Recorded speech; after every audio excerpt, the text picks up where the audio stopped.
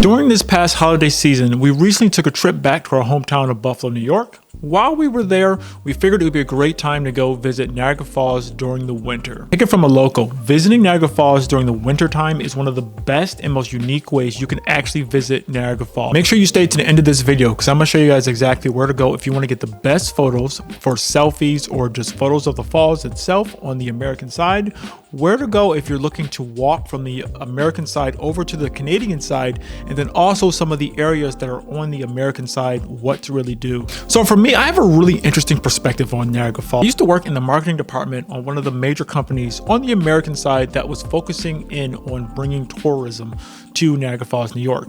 So I've done a ton of events down actually at the falls and different places around Niagara Falls, all specializing in getting people to either come to the falls on the American side, spend money on the American side, and stay on the American side. So I have a really interesting perspective. I've spent a large portion of time actually down at the falls. Also, when we lived back in Buffalo, a lot of times we would just go to the falls just for fun. Before we went to theme parks, we used to go to the falls, sometimes at midnight, sometimes at 1 o'clock in the morning, sometimes during the middle of the day.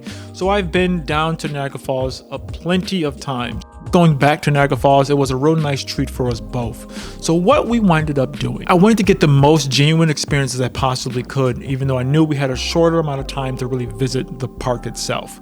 We chose to park on the street. There's plenty of street parking, especially in the winter time. There's really no one down there. In the summertime, it's going to be very packed.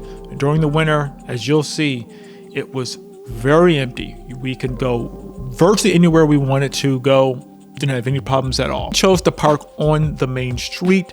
I did pay for parking. There was $3 parking, but there was literally a car that was parked inside of a bus stop that was there before we got there, and that was there after we got there, and they didn't get a ticket.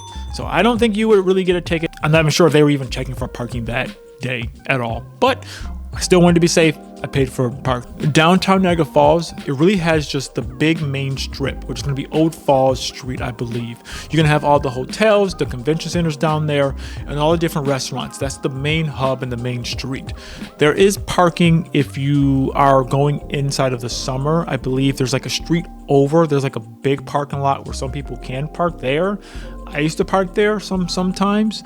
And there's other areas around that main central hub where you can park, or there is parking that is actually right by the falls, right by the Canadian border, if you want to go park right there too. So there is a lot of different parking areas, but just depending on what time you go there during the year, you should be able to find parking somewhere though. If you walk down the main strip, you will see there is the casino that's all the way down at the end, and then if you look straight down, you're going to see the state park itself. They have been, especially over the past couple of years, they've been building up that Old Falls Street, trying to give you more and more stuff to do that's actually there.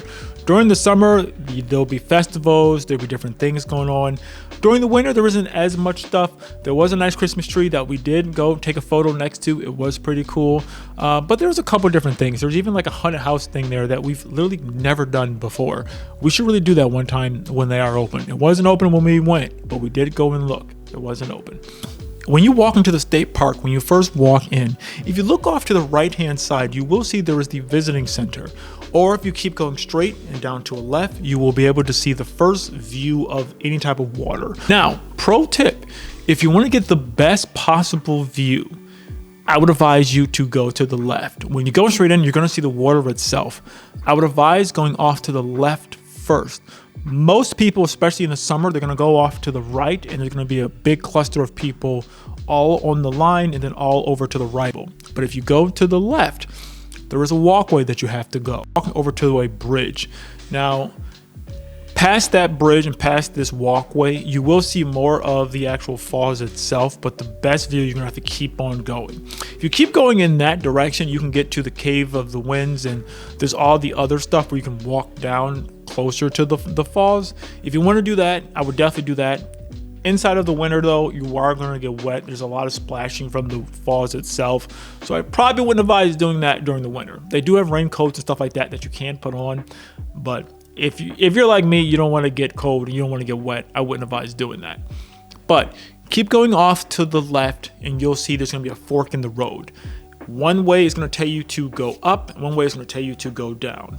What we elected to do was to go down and make our way all the way around. So you're basically going to be on the, if you're looking from the Canadian side, it's going to be their right-hand side. On the American side, the left-hand side of the falls.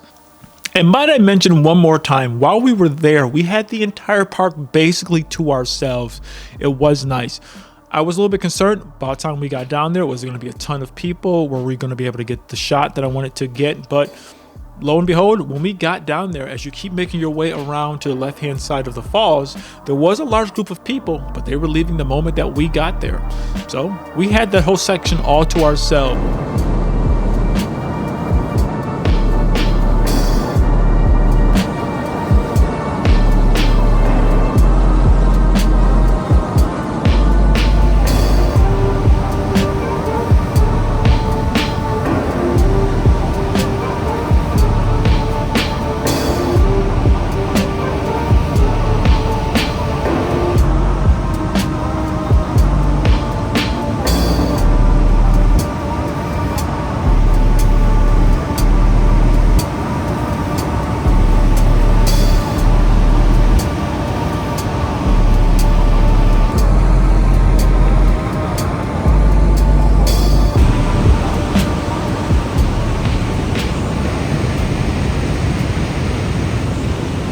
There's a stark contrast to inside of the summertime when there's going to be hundreds of people at any direction that you go. Going off to the left-hand side, you can get a really cool shot if you go all the way over to this one little section.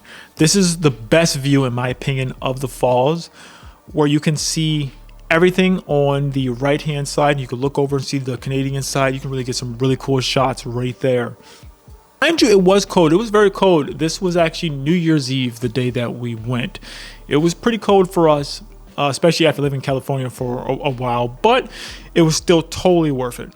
One of my favorite things to do, especially even at nighttime when there isn't that many people there, is just sitting there and just hearing the actual water itself. It really is one of those cool things that you don't really experience that many times, of just how powerful the water is. You just hear it. I do want to mind you, it is a bit of a walk. So if you're someone who can't walk very far distances, be wary of that, just because of that is a far walk if you do park on the street. There is a parking lot that is up in that same direction. You can park up there and you can walk down some stairs to get to this location. We elected to just park on the street and just kind of get the full experience and just kind of completely walk around. The thing that I did notice as we were making our way out of this area, there was people that were coming in. People looked a little bit confused. They didn't really know that this area was even open, because the main road goes up when you come around this bend. You can go up or you can go down. So there is signs that are out. They're not necessarily the most clear, especially if you don't really know what to really look for. So just be wary of that. I will say there's like the big "Welcome to Niagara Falls" sign. There's actually a couple of them, but there's one right before, I believe, where it tells you which way you can go. You can go up or you can go down. But if you're ever lost, there's lots of maps around all over the place, and then also all the park rangers and stuff like that. You can always ask them for directions. Someone will lead you in the right direction. And then just making our way out of the park, we wanted to stop by a couple of different sections. Making our way back out of the park, I just went back to the main area that we were at when we first arrived. If you go back off to the right hand side, you will see the visitor center. So the visitor center does sell stuff. They have some merchandise. There's some stuff in there if you want to know like more maps and more information. There's a lot of things that are there.